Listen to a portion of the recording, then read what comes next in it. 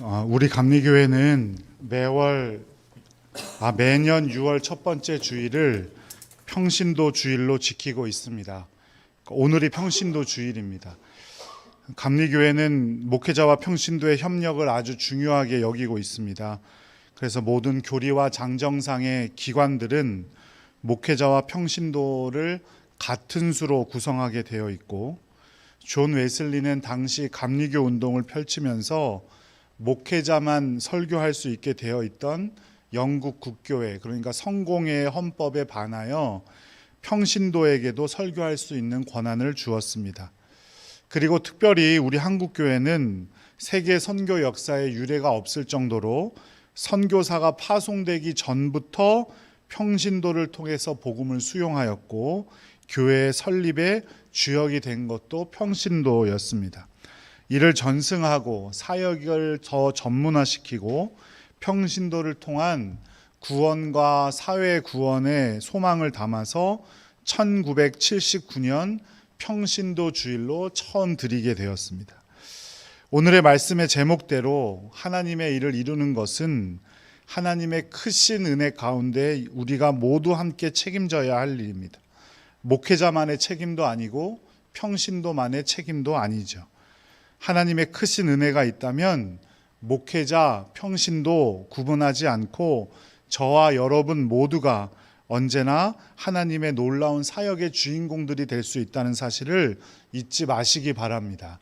나는 이래서 안 되고 나는 저래서 안 되고가 아니라 하나님의 크신 은혜가 있으면 누구든지 가능할 줄로 믿습니다. 저 또한 목회자이기 이전에 한 사람의 그리스도인, 한 사람의 평신도로서 저도 최선을 다하겠습니다. 바라기는 여러분 또한 누군가에게 책임을 미루거나 목회자만의 능력에만 의지할 것이 아니라 하나님의 크신 은혜 가운데 한 사람의 신앙인으로서 누구에게나 언제 어디서나 모범이 되시고 그리스도인의 향기가 되시기를 간절히 축복합니다. 오늘 본문은 예루살렘으로 온 바울이 다메섹으로 가는 중 빛으로 임하신 예수 그리스도를 만나고 성령 충만해졌음을 백성들에게 선언한 그 다음 이야기예요. 하지만 유대인들은 그 놀라운 사도 바울의 고백을 듣고도 바울을 고발하였고 바울을 결박해서 공회 앞에 세우게 되었습니다. 오늘 본문이 사도행전 23장은 바울이 끝내 고난을 당하는 이야기이고, 또한 어떻게 그 가운데 건짐을 받았는지를 보여주고 있습니다. 또한 유대의 공의회를 넘어서 어떻게 로마로 가게 되었는지를 말하고 있죠. 바울 사도가 유대인의 재판을 피하고 로마로 가서 황제 앞에서 재판을 받게 된 것은 결국 바울이 로마 시민이었기 때문입니다. 그 장면이 22장 마지막 절에 나오는데요. 22장 29절 말씀 함께 읽어보도록 하겠습니다. 신문하려던 사람들이 곧 그에게서 물러가서 천부장도 그가 로마 시민인 줄 알고 또 결박한 것 때문에 두려워하니라. 바울은 자기가 태어나면서부터 로마 시민이었다라고 말합니다. 로마 법에 의하면 정식 재판을 통해서 범죄 사실이 입증될 때까지 로마 시민에게 채찍질을 하거나 매질을 하는 것을 금하고 있었어요. 그래서 그 법을 위반할 경우 도리어 채찍질한 사람이 똑같은 처벌을 당해야만 했습니다. 그래서 천부장이 두려워했다라고 기록하고 있는 겁니다. 바울은 로마 시민이었는데 로마 시민인지를 확인하지 않고 그저 유대인들이 채찍질하는 것을 자기가 보고만 있었기 때문이고 자기도 거기에 참여했기 때문이죠. 로마 시민들, 우리는 주민등록증 있으니까 내가 대전 시민이라는 거, 서울 시민이라는 거, 그 주민등록증, 운전면허증 보여주면 알 수 있지만 그 당시에는 증이 있는 것이 아니라 로마 시민들만 걸칠 수 있는 겉옷에 이런 띠가 이렇게 있었어요. 그런데 로마 시민의 권리가 너무너무 크니까 그 띠를 스스로 떼고 다니는 사람이 없었던 거예요. 그러니까 천부장이 바울을 보고 그 띠가 있었어요, 없었어요? 바울에게는 없었죠. 그러니까 이 사람은 로마 시민이 아니라고 생각하고 유대인의 마음을 달래기 위해서 바울 사도에게 매질을 했던 거예요. 로마 시민권은 로마에서 태어났다고 얻어지는 것이 아니에요. 우리는 대전시에 살고 있고 주민등록이 되어 있으니까 대전 시민이지만 로마 시민은 그런 게 아니에요. 로마시에 살고 있다고 로마 시민이 되는 게 아니라 로마 제국을 위해서 어떤 혁혁한 공을 세우든지 아니면 돈을 주고 사든지 아니면 물려받는 일밖에는 없었어요. 로마 시민권은 대대로 물려줄 수가 있었던 거거든요. 그래서 22장 마지막에 보면 천부장도 뭐라고 말을 하냐면 네가 정말 로마 시민이냐? 나도 돈을 많이 들여서 시민권을 얻었는데 어떻게 네가 시민권자가 될 수 있냐? 그런데 천부장이 사도 바울을 쉽게 건드릴 수 없었던 이유는 뭐냐면 로마 시민을 사칭하면 무조건 사형에 처해졌거든요. 그러니까 사도 바울이 로마 시민이라고 사칭할 이유가 없었다고 생각했기 때문에 천부장은 그 사실을 믿은 거예요. 바울은 나면서부터 로마 시민이었어요. 로마 시민권에도 급이 있는데 제일 밑에 로마 시민권은 뭐냐면 돈을 주고 산 거. 제일 좋은 로마 시민권은 어떤 시민권일까요? 대대로 물려받은 거. 그러니까 바울은 나면서부터 시민권자였기 때문에 가장 높은 시민권을 가지고 있었고 천부장은 당대에 자기가 돈을 주고 샀기 때문에 가장 낮은 시민권을 가지고 있었던 거예요. 그럼에도 불구하고 천부장이 바울을 매질하는 데 가담했으니 천부장은 어떻게 돼요?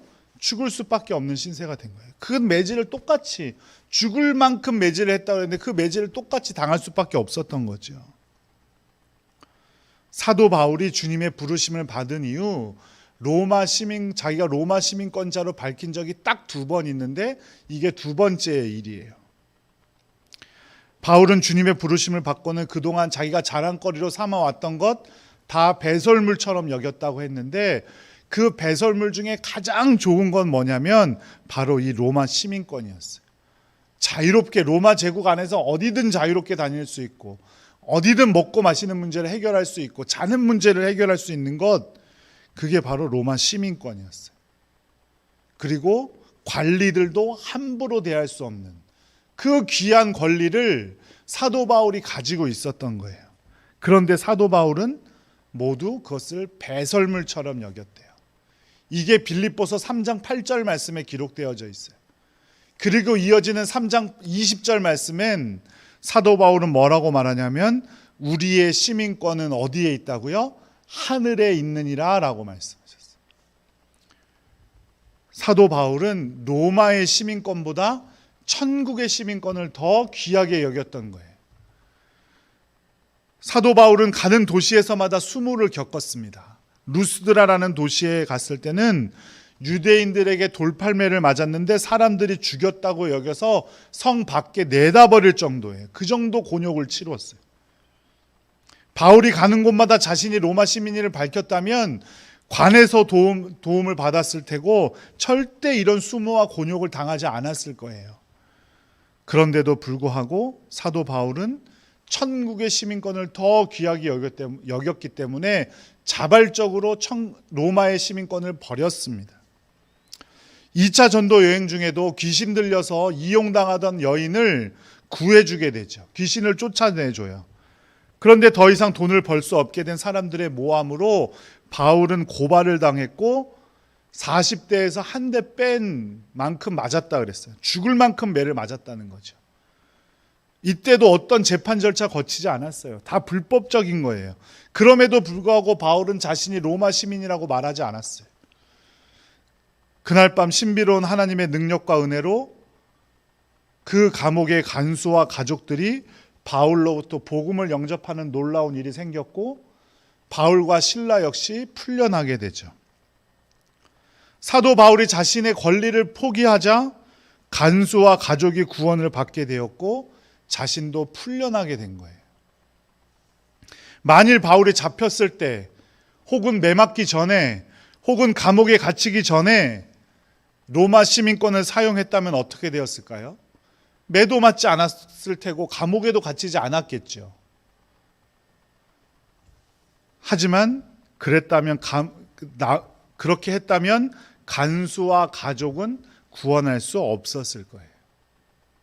그리고 풀려나서야 자신이 로마 시민임을 밝힙니다. 그랬더니 그들이 깜짝 놀라서 감옥 안까지 들어와서 바울과 실라를 데리고 나와 감옥 밖까지 배웅하며 자신들의 잘못을 문제 삼지 말고 조용히 그냥 다음 도시로 떠나가라고 부탁까지 합니다. 자신의 잘못을 싹싹 빈 거죠.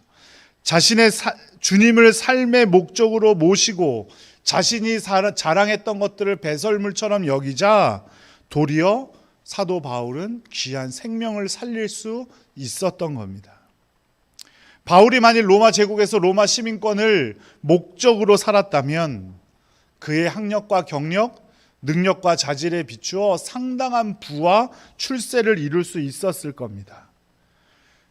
하지만 바울은 모두가 부러워하는 로마 시민이면서도 오히려 로마 시민권을 배설물처럼 여기고 주님의 증인으로 살았습니다. 그런데 오늘 본문 속에서는 로마 시민권은 바울의 생명을 지키는 강력한 보호막 역할을 합니다.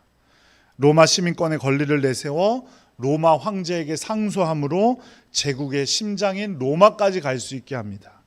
중요한 것은 버리냐 안 버리냐의 문제가 아니에요. 중요한 것은 무엇을 목적으로 살고 있느냐 하는 것입니다. 로마 시민권인 절대로 목적이 아니죠. 수단입니다. 바울이 로마 시민이라는 것을 밝힌 것은 로마로 가기 위한 수단일 뿐 그 로마 시민권을 자랑하기 위함이 아니었잖아요. 목적은 로마로 가서 복음을 전하는 것이었어요. 그게 우리의 목적이 되어야 합니다. 수단과 목적을 절대로 혼돈해서는 안 돼요. 하나님께서 우리에게 주신 가족들, 자녀들, 물질, 명예, 권세, 그 모든 것은 수단일 뿐이에요. 목적은 무엇입니까? 하나님께 영광을 올리는 것이죠. 하루만 술을 마시지 않아도 목구멍에 가시가 돋는다고 생각하던 술꾼이 있었어요.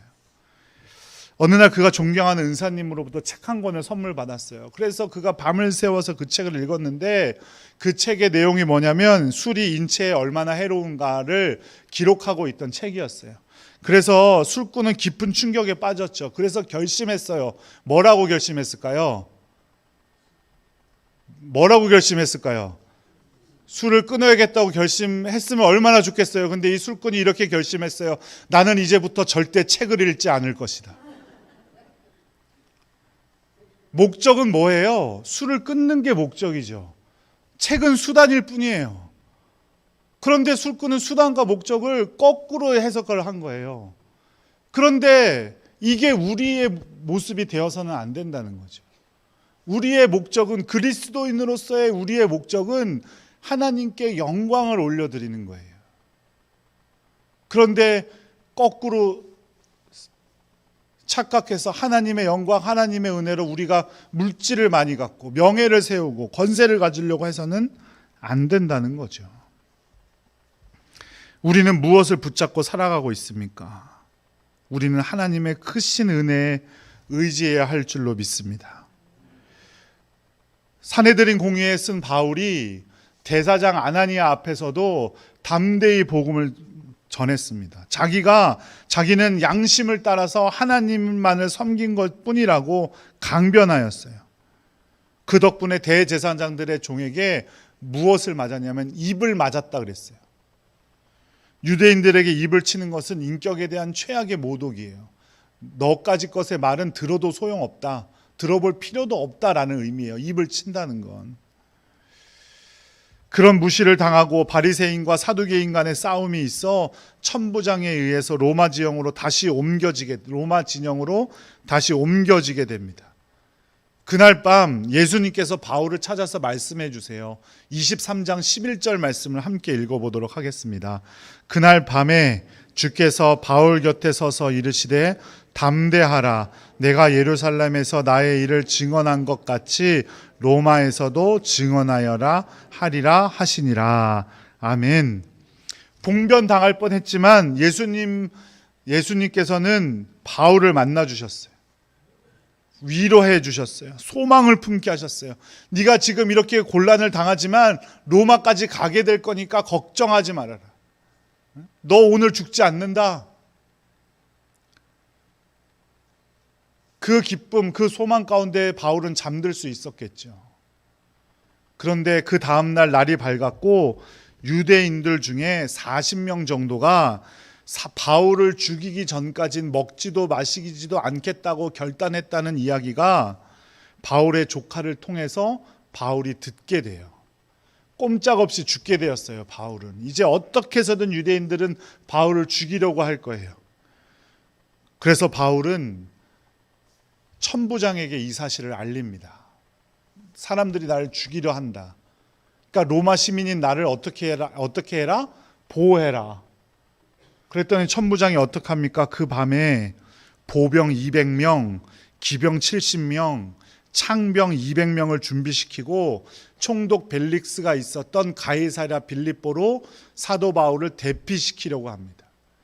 예루살렘에서 가이사랴 빌립보까지 약 100km, 104km 정도가 떨어져 있었는데 바울을 태울 짐승까지 준비했다 그랬어요. 바울을 태울 짐승은 뭘까요? 기병과 함께 가게 한 걸로 봐서는 말이 되었겠죠. 천부장은 로마 시민 한 사람을 위해서 모든 사람이 깊은 잠든 한밤중에 무려 군인 470명을 동원해서 바울이 타고 갈 말까지 제공했다는 거예요. 천부장은 몇 명을 부하로 둔다고요? 약 1000명 정도를 부하로 두는 사람이에요. 1000명에 470명이면 절반이에요. 자신의 분사 절반을 바울을 지키라고 내어줬다는 거예요. 주님의 은혜가 아니었다면 상상할 수도 없는 일이에요. 사람으로서는 할 수 있는 일이 아닙니다. 그리고 천부장은 재빨리 총독 벨릭스에게 편지를 쓰죠. 그 편지가 오늘 우리가 함께 읽은 25절에서 30절 말씀의 내용이에요. 천부장의 이름이 나옵니다. 25절 보면 글라우디오 루시아, 글라우디오 루시아라는 천부장이 총독 벨릭스에게 편지를 씁니다. 첫 번째 주제는 뭐냐면 27절인데요. 27절 말씀을 한번 보여주세요. 27절 말씀을 한번 보지요. 27절 말씀에 눈으로 이렇게 보시면 무슨 내용이냐면 유대인들에게 죽게 된 바울이 로마 시민임을 천부장이 먼저 알고 군사를 동원해 구원해 주었다라는 거죠. 이거 사실이에요? 거짓말이에요? 거짓말이죠. 매를 맞고 나서 사도 바울이 천부장에게 말한 거잖아요. 나 로마 시민이다. 나 함부로 대하지 말아라. 천부장은 거짓말을 했습니다. 총독 벨릭스에게 큰 일을 당할까 봐. 29절 말씀을 한번 보세요. 29절 말씀을 보면 바울을 고발하는 자에 대한 설명이 나오는데 뭐라고 나오냐면 율법에 관한 문제일 뿐 로마법에 저촉되는 것은 아니다 이렇게 말하고 있어요. 이것은 거짓말은 아니었어요. 그런데 그렇다면 총독 벨릭스에게 보내지 않아도 자기의 권한으로 유대인들을 쫓아낼 수 있어요. 절대 바울 이 사람 건드리지 마라. 이 사람 아무 문제 없다. 충분히 권한을 가지고 있었어요. 천부장이. 그런데 자신 책임지지 않으려고 총독에게 공을 넘겨버린 거예요. 그리고 마지막 세 번째 주제는 30절인데요. 바울을 죽이려고 했던 유대인들에게 당신, 그러니까 총독 벨릭스에게 가서 재판을 받아봐라 이렇게 얘기했다는 거예요. 사실은 이건 어떤 의미냐면 여기서 시끄럽게 하지 말고 가이사랴로 가라. 여기서 시끄럽게 하면 나 진급하기 어려워진다 이 말이에요. 그런데 당신에게 보냈다고 자랑하는 건 뭐예요? 교묘히 총독에게 공을 돌리는 척 하고 있는 거죠. 그런데 왜 거짓말과 이런 비겁한 처신을 담고 있는 편지를 이 거룩한 성경에 넣어 놓은 것일까요? 아무리 높은 권세, 높은 명예, 그런 편지 있더라도 하나님의 크신 은혜 가운데는 결코 통하지 않는다는 사실을 우리에게 보여주시기 위함이에요. 천부장은 자신이 잘해서 바울 사도를 이동시키려고 한 것이 아니라 자기 어떻게든 살아남아 보려고, 출세해 보려고, 로마 시민인 바울이 다치면 안 되니까 그렇게 한 거예요. 그런데 그 뒤에 무엇이 있었어요? 하나님의 크신 은혜가 있었던 거예요. 천부장은 자신도 모르게 하나님의 은혜 가운데 쓰임받고 있었던 거예요. 세상의 어떤 권력도 하나님의 능력보다 강할 수가 없습니다. 천부장은 바울이 자신의 권리가 아니라 하나님의 은혜 가운데 살아가고 있음을 분명히 보았어요. 그런데도 불구하고 천부장은 어떻게든 총독의 환심을 사서 이후에 잘 돼 볼까, 내가 돈을 주고 산 로마 시민권 그거 가지고 이 땅에서 어떻게 잘 살아볼까 생각했던 거죠. 하나님의 크신 은혜로 어떻게 살아가고 있는지, 그렇게 살아가면 어떻게 되는지를 지켜보고 있으면서 그 은혜로 살아갈 생각은 하지 못하고 로마 시민권이 얼마나 대단한지, 바리새인이라는 자격이 바울을 어떻게 지켜줬는지만 보고 있었던 거예요. 그러니까 사도 바울이 로마 시민권을 이용해서 수단으로 하나님께 영광 돌리면서 살아가고 있었다면 천부장은 로마 시민권을 목적으로 살아가고 있던 사람이었던 거예요. 바울의 배후에서 크신 은혜를 베풀면서 놀라운 섭리로 바울을 인도하고 계신 하나님을 바라보는 여러분들 되시기를 간절히 바랍니다. 사도 바울이 로마 시민권을 갖게 하려고 하나님께서는 얼마나 많은 일들을 계획해 놓으셨을까요? 사도 바울은 나면서부터 시민권을 가진 사람이라고 했어요. 그러니까 그의 아버지 혹은 그의 할아버지, 그의 증조 할아버지 때에 아니면 더 윗대에 로마 시민권을 가지고 있었던 사람이라는 거예요. 그럼 지금 이때를 위해서 로마 시민권으로 사도 바울을 이렇게 살리시기 위해서 하나님께서는 그 윗대 조상들로부터 로마 시민권을 갖게 하셨고 그것을 알게 하셨던 거예요. 저와 여러분이 이 자리에 함께 예배드리고 있는 것, 하나님께서 놀라운 섭리와 은혜로 여기까지 인도해 주셨기 때문이에요. 어제 우리에게 조그만 일들만 있었어도 이 자리에 함께 하지 못했겠죠. 하지만 그런 거 없게 하셨어요. 그게 내 이야기뿐만 아니라 여기 앉아 계신 모든 분들 수의 만큼의 경우의 수를 하나님께서 다 다스리고 계셨던 거예요. 지금 이 자리를 위해서, 이 예배를 위해서, 저와 여러분을 향해서도 그 놀라우신 은총이 항상 향해 있다는 사실을 잊지 마시기 바랍니다. 그것을 바라보고 살아야 됩니다. 그것이 우리의 목적이 되어야 하고 그것을 통해서 우리가 하나님께 영광 돌리는 것이 목적이 되어야 해요. 그런데 우리가 가진 무언가를 하려고 하니까 자꾸 일이 꼬이고 자꾸 우리에게 일이 일어나는 겁니다. 사랑하는 여러분, 하나님의 크신 은혜로 살아가는 성도들이 되시기를 간절히 축복합니다. 내 노력, 내가 가진 권리 다 내려놓고 주님의 은혜로 살아가는 복된 성도들이 되시기를 간절히 축복합니다. 내가 가진 권리를 내려놓는 것, 그리스도인으로서 내려놓는 것 쉬운 일이 아닙니다. 어디까지 내게 걸리고 어디까지 해야 되나, 어디까지 포기해야 되나 고민이 될 때가 많죠. 그럴 때마다 나에게 베풀어 주신 하나님의 크신 은혜를 바라보세요. 그러면 우리가 양보하지 못할 것이 무엇이 있겠습니까? 그리스도인으로서 하나님의 크신 은혜를 바라보며 살아가는 사람들로서 우리의 가진 권리 다 내려놓을 수 있어야 합니다. 식당에서 조금 나에게 서비스를 좀 덜 친절하게 하더라도 고생하시는 분들 생각하며 참아줄 수 있어야 돼요. 권사님, 집사님 이렇게 하다가 갑자기 뭐 서비스가 안 좋다느니 이게 뭐냐느니 따지고 들면 그게 복음이 전해지는 일에 도움이 되겠습니까? 안 되겠습니까? 지하철에서 말 한마디 버스 안에서 말 한마디 조심하셔야 합니다. 그게 내 권리를 포기하는 거예요. 하나님의 영광을 위해서. 우리의 목적은 무엇이니까요? 하나님의 영광이기 때문에 내가 조금 손해보더라도 참을 수 있어야 합니다. 하나님께서 우리에게 주신 수단을 목적으로 삼아서는 안 됩니다.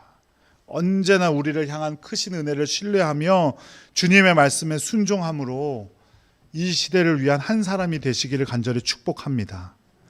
우리의 낙심한 마음도 우리 가운데 있는 혼돈과 혼란도 우리의 일상도 책임져 주실 분은 오직 하나님이시고 그 하나님의 놀라운 은혜뿐이라는 사실을 꼭 기억하시기 바라요.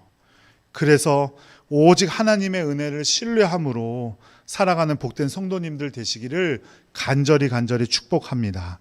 기도하겠습니다. 하나님 아버지, 우리에게 베풀어 주신 그 놀라운 크신 은혜를 기억하며 언제 어디서나 그리스도인으로 살아갈 수 있도록 주님 복을 내려 주시옵소서. 무엇보다 우리의 권리 내려놓고 하나님의 크신 은혜만 붙들기를 소원합니다. 주님께서 함께 해주시고 성령님, 우리가 어려움 겪을 때 지켜주시고 오직 주님만 바라볼 수 있도록 인도하여 주시옵소서. 예수님의 이름으로 감사하며 기도드렸습니다. 아멘.